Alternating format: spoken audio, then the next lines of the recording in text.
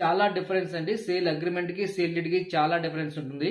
మీ దగ్గర ఇప్పుడు అంత అమౌంట్ లేదు కాబట్టి మీరు 1/4 అమౌంట్ అతనికి ఇచ్చేసి, మనం ఈ రోజు రిజిస్ట్రేషన్ పెట్టుకుంటాము. 3 మంత్స్‌లో పెట్టుకుంటాము, 45 డేస్‌లో పెట్టుకుంటాము, 6 మంత్స్‌లో పెట్టుకుందాము.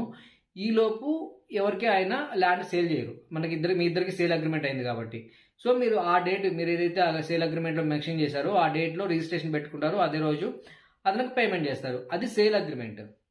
సో, దీన్నే మనము రిజిస్ట్రేషన్‌కి ఏ రోజు రిజిస్ట్రేషన్ పెట్టుకుంటామో, దానికి ముందు పేమెంట్ చేయడానికి అంటే ల్యాండ్ అనేది బ్లాక్ చేయడానికి. అతనికి వేరే వాళ్ళకి అమ్మకూడదు.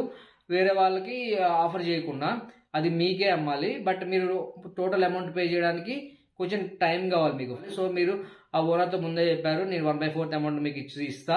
ఇచ్చిన తర్వాత మనం సేల్ అగ్రీమెంట్ చేసుకుందాము. నేను ఒక 3 మంత్స్‌లోనో, 6 మంత్స్‌లోనో ప్రాపర్ అమౌంట్ రెడీ చేసుకొని మనం రిజిస్ట్రేషన్‌కి వెళ్దామని చెప్పేసి మాట్లాడుకుంటారు. అదే మీరు సేల్ అగ్రీమెంట్‌లో పెట్టుకొని సేల్ అగ్రీమెంట్ చేసుకుంటారు.